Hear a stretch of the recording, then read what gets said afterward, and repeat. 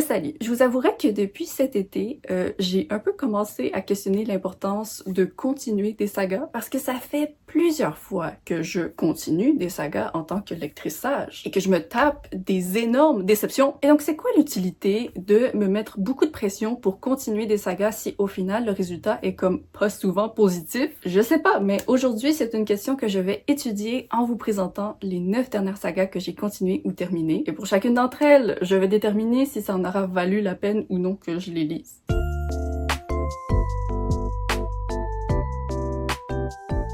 Alors, les 9 livres de saga dont je vais vous parler dans cette vidéo, ce sont tous des titres pour lesquels je ne vous ai pas encore donné d'avis lecture sur ma chaîne. Donc, ce sont toutes les sagas que j'ai continuées depuis cet été. Mais les sagas que j'ai continuées avant l'été, je vous ai donné mes avis. Je vais pas les répéter, mais pour la justesse de l'étude de cette vidéo, je me suis dit que ce serait bien de faire un petit résumé rapide des notes que j'avais fini par donner. La première saga que j'ai continuée cette année, ça a été ACOTAR. J'ai lu le tome 2, je lui ai donné 3 étoiles et je ne compte pas continuer la série. Ensuite, j'ai lu le tome 2 de Inheritance Games, je lui ai donné 3.25 étoiles et j'ai pas non plus l'intention de continuer. J'ai aussi lu Labyrinthe qui concluait une trilogie et je lui ai donné un beau 5 étoiles. Ensuite, j'ai lu Adulthood Rights qui est un deuxième tome, je lui avais donné 4 étoiles et je vais conclure la trilogie. On a ensuite Shades of Shadows qui est le deuxième tome d'une trilogie, je lui avais donné 4.25 étoiles et je vais continuer la trilogie. Après ça, j'ai lu Across the Sand qui concluait une duologie et je lui ai donné 4 étoiles. J'ai aussi lu La Porte de Cristal, qui était le tome 2 d'une trilogie. Je lui ai donné 4 étoiles et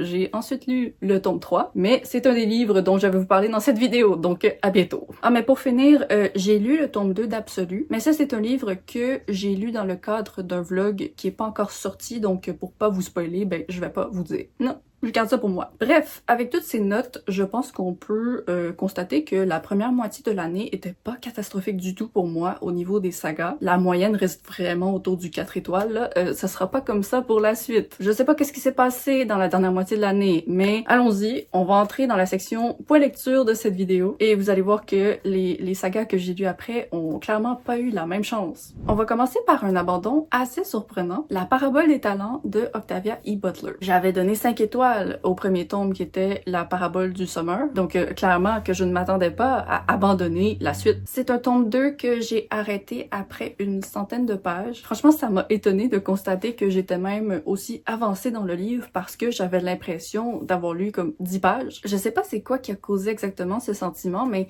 je lisais, mais j'avais encore l'impression d'être au début. J'attendais que l'histoire commence, ou plutôt commence d'une façon où j'allais enfin me sentir investie dans ce qui se passait, mais ça venait pas. Et le contenu était vraiment très lourd. Je veux dire, c'est une dystopie qui touche de sujets très réels, donc c'est sûr que ça allait pas être joyeux comme livre. Mais là, c'était lourd et j'étais dans un moment de ma vie où je me sentais pas nécessairement apte à digérer ce type de lourdeur. Mais tu sais, c'est pas le genre de suite de saga où je serais comme, non, prenez même pas le temps de le lire, ça vaut pas la peine. Parce que je pense que quelqu'un qui a aimé le tome 1 pourrait aimer le tome 2. Les avis sont majoritairement positifs. C'est juste que moi, il y a quand même eu une attente de 4 ans entre les deux tomes. Là, je dis une attente de 4 ans, là. C'est pas que j'attendais que le tome 2 sorte. C'est moi qui procrastinais. Je pense pas que ça ait comme grandement affecté la chose parce que on suit un personnage différent. Mais en même temps, ça a peut-être un peu affecté. J'ai juste pas réussi à me replonger dedans. Bref, techniquement, je devrais considérer que c'est une saga que je regrette d'avoir continué. Mais en même temps, j'ai pas du tout envie de mettre la faute sur Octavia E. Butler parce que cette femme est un génie. Elle a tout mon respect, donc je vais juste dire que le problème pour cette saga, ça venait entièrement de moi. Ensuite, j'ai lu The Kind Worth Saving de Peter Swanson. Ça, c'est la suite de Parce qu'il le méritait, qui est un thriller que j'avais beaucoup aimé à l'époque. Ça parlait de deux inconnus qui se rencontraient dans un aéroport et qui concoctaient ensemble le plan parfait pour tuer quelqu'un. Très divertissant, je continue à le recommander à ce jour. Ça, c'est un livre pour lequel il n'y avait pas de suite prévue à la base, donc quand ce livre-ci a été annoncé,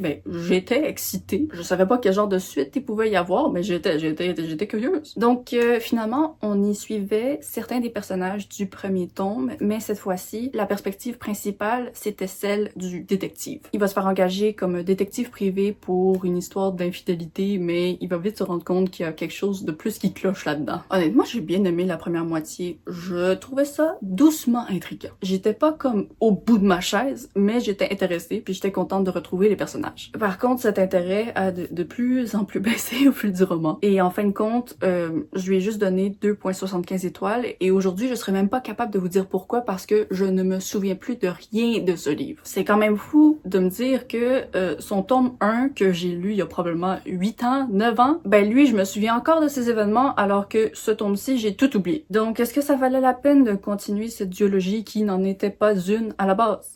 Ben, moi, je dirais que non. C'est dommage. Ok, ce qui s'est passé avec le prochain livre, là, ça a été assez particulier. Donc, c'est Magic Study de Maria V. Snyder. Il y a une traduction en français, je sais plus c'est quoi. Ça, c'est une fantaisie avec... Mon Dieu, je me souviens de ce qui s'est passé dans ce tome 2, mais je peux même plus vous donner le résumé du premier tome. En tout cas, c'est ça justement. J'ai commencé ce tome 2 parce qu'il était dans ma palle, mais j'étais comme... Le premier tome, je l'avais même pas tant aimé. Je pense que j'avais donné 3 étoiles. J'avais juste continué parce que je voyais peut-être du potentiel pour la série, mais là, j'étais comme non. On fait du ménage dans notre palle cette année, donc je l'ai commencé en me disant « Hey, je vais y donner peut-être 50 pages, puis je l'abandonne sinon. » À ma grande surprise, je l'ai commencé et j'ai lu genre 150 pages d'une traite. J'étais pas capable de m'arrêter. Donc j'étais contente parce que j'étais comme « Hey, finalement, ça en a valu la peine. » Mais dès que les événements du début ont fait place à ceux du milieu, on est juste tombé dans une répétition de la même scène. C'était la même scène à chaque fois et ces nouveaux personnages-là, j'étais pas intéressée. Je me suis écrit une note parce que il a commencé à avoir tout le temps des violences sexuelles qui étaient soit comme menacées ou exécutées. C'était lourd, là. Donc c'est ça, même si le début m'avait vraiment accroché, là, j'ai débarqué solide. Donc j'ai décidé d'abandonner ce livre-là à 36% et je suis très contente de l'avoir fait parce que c'est une série interminable avec genre 7 tomes. Donc voilà, est-ce que ça en a valu la peine que je continue cette série? Ben, ma réponse pendant les 100 premières pages, c'était oui, puis là c'est un non. Après ça, j'ai terminé une dialogie en lisant A Handful of Dust de Mindy McGuinness. Le premier tome, c'était A Drop Not to Drink. Non, Not a Drop to Drink. Pas A Drop Not to Drink. Je pense que c'était ça. En tout cas, ça parlait d'une mère et sa fille qui essayaient de protéger leur maison dans un futur apocalyptique où il y a comme plus d'eau. Donc elles ont une source puis elles essaient de survivre, de s'occuper d'elles-mêmes dans la nature, blablabla. J'avais beaucoup aimé. Là, dans ce deuxième tome, on s'est écarté un peu de ce contexte-là pour plutôt parler de pandémie. Ça me dérangeait pas trop. J'étais un peu déçue, mais finalement, l'esprit de communauté m'a vite absorbée, donc finalement, j'étais contente. Mais après ça, j'étais plus contente parce que on quitte cette communauté. Et oui, ok, on retourne dans de la survie, c'est bon, j'aime ça aussi. Mais la survie, c'était pas mal juste un livre où elle marchait du point A à un point B, un point B à un point C. C'est juste devenu un peu progressivement de moins en moins intéressant. Puis je sais pas, ça manquait de quelque chose. La motivation de la destination n'était pas si intéressante que ça. On a mis tout le livre entier pour s'y rendre, donc c'était pas très intéressant non plus. J'ai quand même continué à aimer les personnages, même si j'avoue que la protagoniste,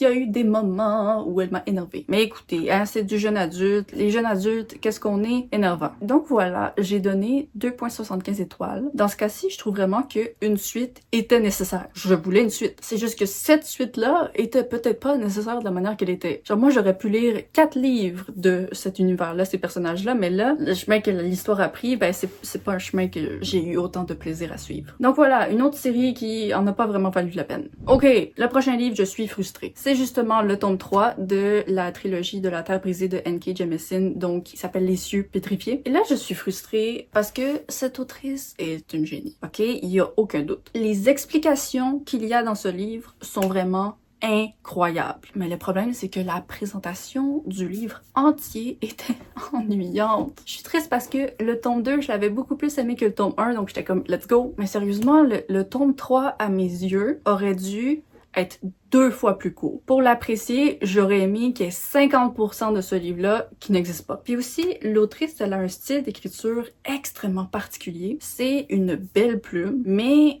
le style, après 3 tomes, ben on dirait que je le connaissais par cœur. Puis j'ai commencé vraiment à m'en fatiguer dans ce livre. J'avais l'impression que toutes les informations étaient présentées exactement de la même façon. Je savais comment elle allait me dire les choses qu'elle allait me dire, même si je savais pas exactement ce qu'elle allait me dire. Mais le problème, c'est que, ben, elle me disait des choses nouvelles, mais il y avait rien qui ressortait à mes yeux. Il y avait pas d'émotion qui ressortait parce que tout était écrit avec le même ton. En termes d'idées, c'était une superbe conclusion pour cette trilogie. Mais en termes d'expérience de lecture, ben, j'ai voulu l'abandonner pendant tout le long. J'avais tellement hâte de terminer ce truc. Donc j'ai donné 2.75 étoiles parce que c'est incroyable. Il y a des passages certainement très intéressants. Mais mon Dieu que ça me fait mal que l'exécution ait pas été à la hauteur des idées présentées. Donc est-ce que c'est une série qui en valait la peine pour moi?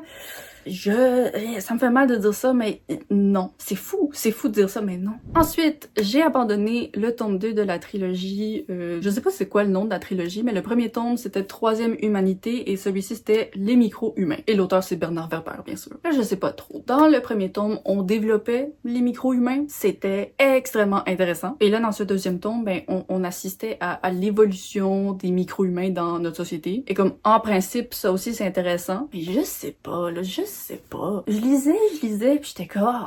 Je vous dirais que mes premières lectures de cet auteur-là se sont vraiment bien passées parce que j'aime les idées qu'il a dans la tête. Mais plus je le lis, plus je commence à avoir du mal avec la manière que les choses sont écrites. Je suis pas la plus grande fan de son style. Et donc là, ben, j'essayais de lire.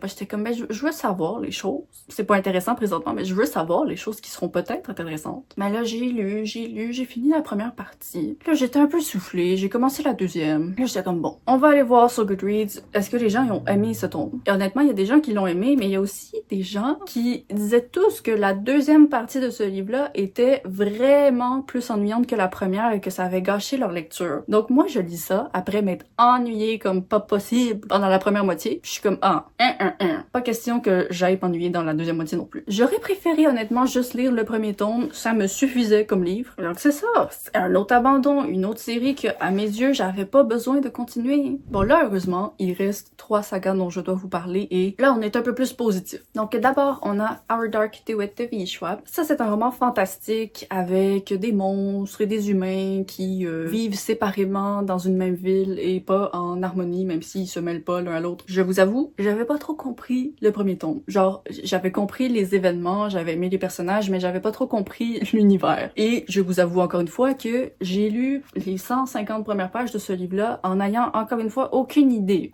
claire du monde qui entourait les personnages et ce qu'ils faisaient. Mais le truc c'est que V. Schwab, ben, je l'aime. Puis la fille, elle est divertissante, elle écrit bien, elle écrit des personnages intéressants. Je répète que c'est une duologie jeune adulte sans romance. Ok, je sais pas si j'ai le droit de dire que c'est sans romance parce qu'il y a de la romance pendant une page. Mais une page. Donc, même si j'ai commencé ce livre-là avec un pied un petit peu perdu, ben j'ai fini par l'apprécier. J'ai fini par comprendre ce qui se passait, peut-être pas à 100%. Genre, moi, je pensais que cette fin de duologie allait comme éclairer toutes mes questions et je sais pas. Mais j'ai l'impression qu'il y a aussi mon cerveau là-dedans, là. Il y a un problème avec mon cerveau et ce livre-là. Je connais personne d'autre au monde qui disent que ce livre-là est confus. Mais pour moi, ça a été une belle expérience de lecture et j'ai vraiment apprécié comme la conclusion. Je trouve que ça a fini d'une belle façon. Donc, j'ai donné 3.5 étoiles et ben oui, ça, j'ai été contente de le continuer. Ensuite, j'ai lu Finley Donovan Knocks I'm Dead de El Cosimano. Alors ça, c'est un thriller avec beaucoup d'humour. Je vous ai donné mon avis sur le tome 1 dans la dernière vidéo, je pense. Si je suis bien organisée, ben c'est la dernière vidéo.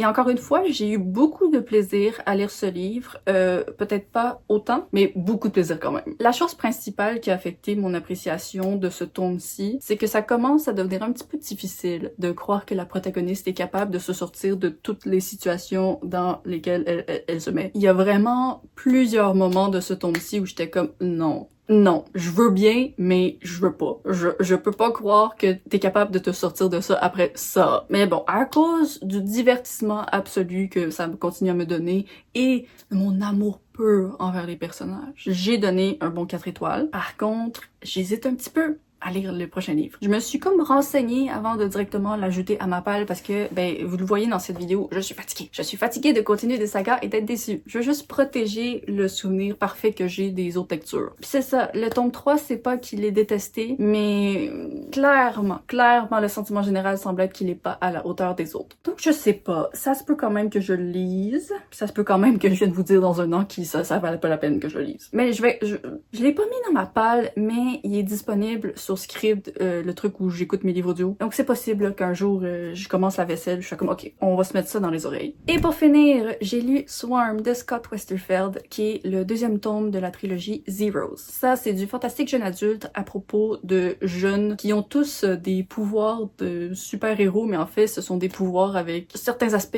cocasses. Donc ensemble, ils forment un groupe de zéro, parce que leur but, c'est pas de sauver des gens, c'est de se sauver du trouble dans lequel ils se mettent toujours. J'avais donné 4 étoiles au premier tome, j'avais aimé ça. Ce deuxième tome a été plaisant également parce que les personnages sont juste vraiment attachants. Mais je vous dirais que sans les personnages, l'antagoniste de ce livre, c'est juste pas mon style d'antagoniste. C'est pas le genre de ligne de récit qui m'intéresse beaucoup. En même temps, ça fonctionne parfaitement avec le thème de super-héros et donc de super-vilains. Mais c'est juste quelque chose qui me perd un petit peu. Et donc, même si j'ai apprécié cette suite, je lui ai donné 3,75 étoiles. Là, je commence fortement à hésiter à lire le dernier tome. Le truc qui m'inquiète, c'est que je suis allée lire des critiques et j'ai vu beaucoup de gens qui aimaient pas trop la direction de certains personnages dans ce livre. Et présentement, les personnages, je les aime tous. Et je me suis fait avoir par des sagas dans le passé qui, dans le dernier tome, ont transformé leurs personnages en personnes ignobles. Et je veux protéger le souvenir que j'ai d'eux. Donc c'est ça. Je vais y réfléchir encore. Mais pour le tome 2, ça